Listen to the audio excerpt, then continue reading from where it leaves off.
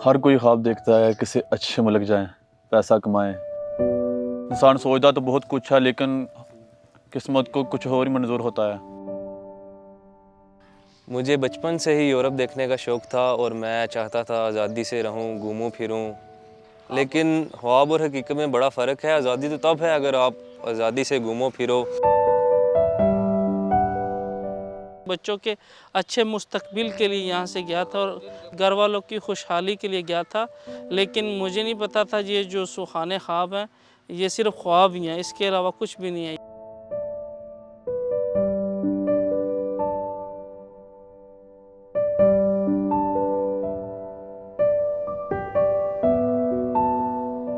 मेरा नाम साइम है, मैं गुजरात से तल्लुक़ रखता हूँ। 2019 में कुछ दोस्तों ने मुझे कहा तुर्की चलते हैं। पास में तो पासपोर्ट भी नहीं था। कुछ बातें मानी थी उनकी, कुछ नहीं मानी। घर वालों से भी झगड़ के मैं इस रास्ते पे चला गया।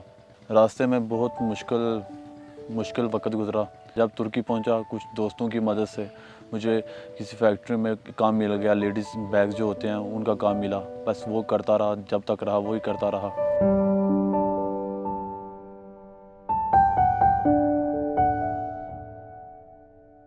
मैं भी खूब पैसा कमाने के ख्वाब लिए तुर्की की जानब गया।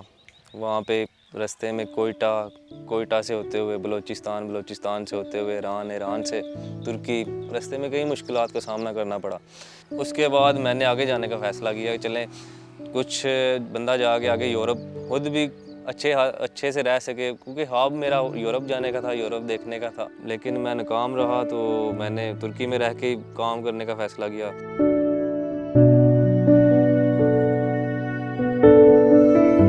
मैं सन 2018 में एक एजेंट के हाथों, यानी कि खुश्की रास्ते वाले जो ईरान से तुर्की लेके जाते हैं समुद्री रास्ते से, इन एजेंटों के पास चला गया। उन्होंने मुझे कोयटा भेजा और कोयटा से फिर ईरान, ठीक है, ईरान के रास्तों से मुझे तुर्की भेजा। वहाँ पे थोड़े छोटे 1 माह 2 माह कभी कहीं पे ऐसे काम किया। लेकिन पकड़े जाने के डर से, यानी कि कोई भी मुस्तकिल काम मैंने नहीं किया वहाँ पे प्रॉपर जो होता है। गैर कानूनी तौर पे रहने से उधर बहुत डर के रहना पड़ता था। बहुत खौफ आता था बस कहीं पकड़े ना जाए।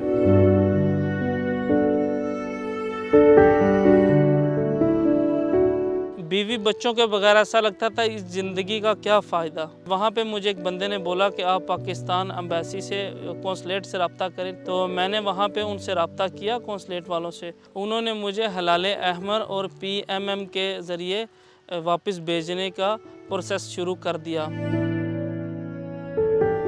मैंने रब्ता किया अपने एम्बेसी से। उन्होंने मुझे हलाले अहमर इदारा और PMM है जो, उनके पास भेजा। आगे से उन्होंने सारा टिकट वगैरह का सारा कुछ उन्होंने किया। PMM ने पाकिस्तान भेजने का उन्होंने मेरा इंतज़ाम किया और अल्हम्दुलिल्लाह मैं पाकिस्तान आ गया। आने से पहले मैं बहुत सोच रहा था, बहुत पाकिस्तान जाकर बहुत बेरोज़गार होऊंगा। उनकी कॉल आई और हलाले अहमर की तरफ से आपको तुर्किश की तरफ से रक्षा दिया जा रहा है। उनकी मदद से आज अल्हम्दुलिल्लाह मैं बहुत खुश हूँ। अपने घर वालों के साथ, अपने दोस्तों के साथ, अपने मुल्क में बहुत खुशी से रह रहा हूँ। और उनकी मदद दी हुई आज मैं अल्हम्दुलिल्लाह रोज़गार मेरे पास है और मैं अपना सर्किट और चला रहा हूँ।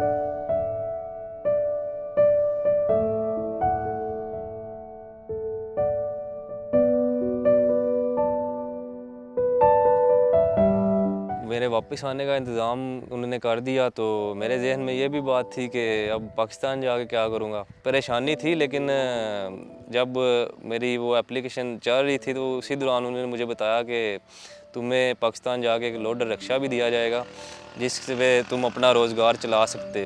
पाकिस्तान जब आया तो माँ बाप को, अपनी फ़ैमिली को देख के एक सुकून का सांस मिला, खुशी हुई। वहाँ पे बहुत हम तंग रह रहे थे। थोड़े दिनों बाद एक लोडर रिक्शा दे दिया जिससे मैं अब मुनासिब कमाई कर रहा हूँ, अपना इज़्ज़त से अपना गुज़र बसर कर रहा हूँ।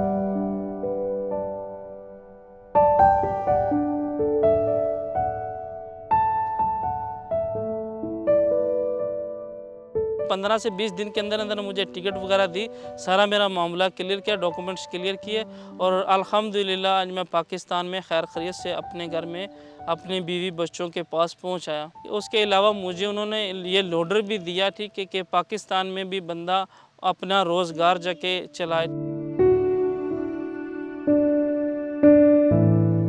अब तो मैं सब दोस्तों को यही बोलूँगा, बैरून मुल्क अनलीगल ना जाएं। खुशियाँ तो अपने मुल्क में भी हैं, रज़्क़ हमारे मुल्क में अल्हम्दुलिल्लाह बहुत है, बस इंसान करने वाला हो, उसके लिए रोज़गार इधर भी बहुत ज़्यादा है।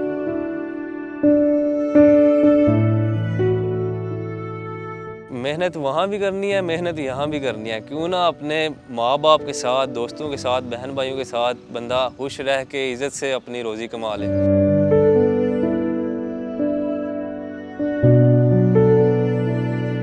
मैं तो कहता हूँ कि बंदा अपने मुल्क में भी मेहनत और लगन से काम करे, अच्छी रोज़ी कमा लेता है यहाँ पे बीवी बच्चों के पास रह के।